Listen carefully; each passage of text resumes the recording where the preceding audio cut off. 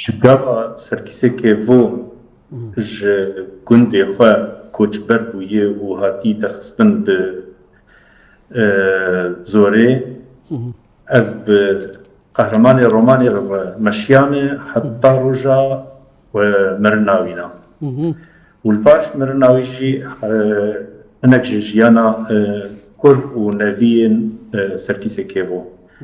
Gav ez pêr meşiyame, gav hest dîvîna anî ziman di astengiyên gogê di rêya wî re di rêka meşa wî re di rêka wan kerwanê gogilber xwe diajotin û ew dêşandin ew eşkence dibin an jî birçî dikirin, tezî diman. Ez wê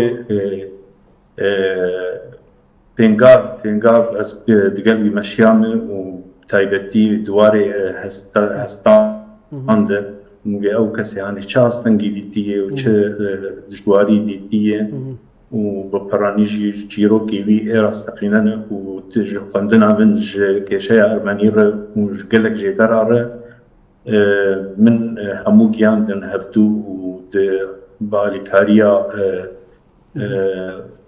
neviyên serkîsekêvo bi taybetî mamoste Ibrahîm Kêvo û kek Cemîl û keça serkîsekêvo ya Xwedê jê razî çû ber divanê Xwedê ana Xatûn û jî alîkariya min bûye. Lêperaniya wan pêzanînan ê taybet bi serkîsekêvo ve mamoste Ibrahîm Kêvo.